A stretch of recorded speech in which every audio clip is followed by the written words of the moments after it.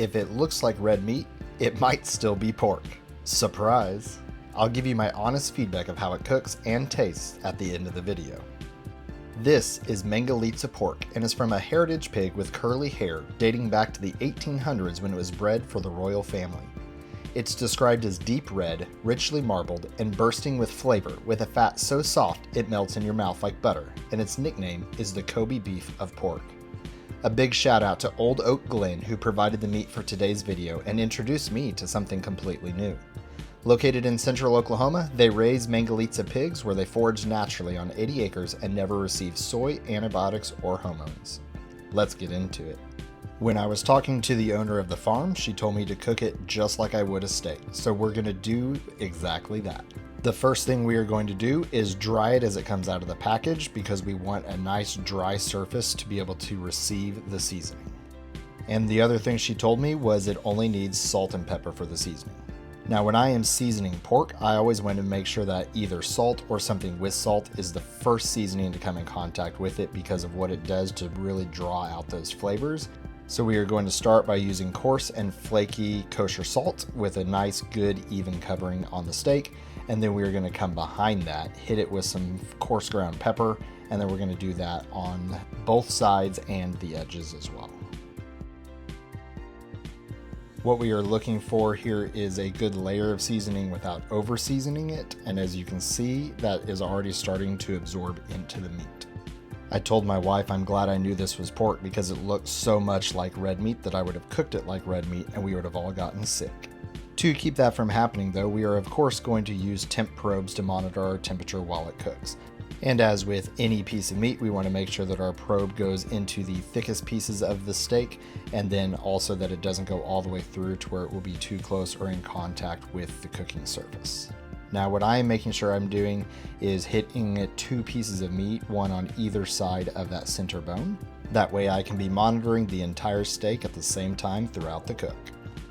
By this point in time, the steak has sat out for a total of 30 minutes from the fridge, so it's had time to warm up to come to room temp and absorb those seasonings, and we are going to put it on the smoker.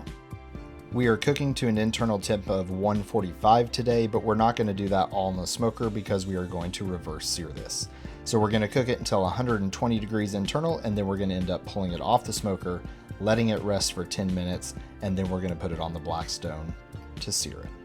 At every stage of this cook, I was still baffled by how much it looks like red meat, and had to keep reminding myself that it is pork. While the meat was resting, we got our Blackstone ripping hot to be able to do a nice quick sear, and we're going to put it on there for about 2 minutes on this side, then flip it over. Now one thing when I'm reverse searing a steak, I always want to make sure I do is that every piece of the steak has good solid contact with the surface of the cooker. That way it is a good even sear when we flip it over.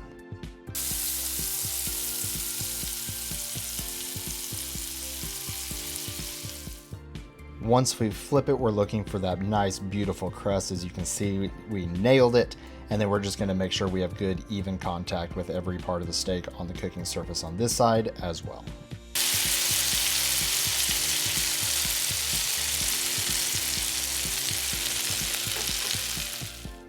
On this side, we're going to cook it until we hit that 145 degree target that I mentioned earlier, and then we are ready to pull it off and let it set and rest on the cutting board for about 5 to 10 minutes before we slice it. Now, if I wasn't excited already, I was definitely excited at this point because it was looking and smelling incredible and I could not wait to cut it open. Now, I am cooking outdoors in Oklahoma in the summer and the camera overheated so it didn't actually record all of the cutting, but what I did is I started by removing that bone down the middle by slicing along either side and removing it, and then did the same thing we would do with any steak is we slice it into strips going across the grain for nice tender bites. And don't forget to save that bone for some gnawing later.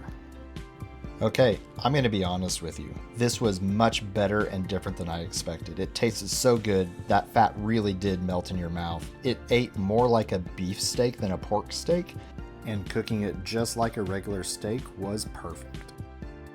I will definitely say it lived up to its nickname of the Kobe beef of pork.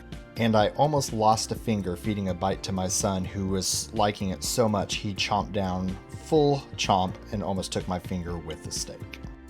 If you haven't tried Mangalitsa pork, I highly recommend it. Enjoy! Thanks for watching. Like, comment, share, and let's keep the porch light on. See you next time.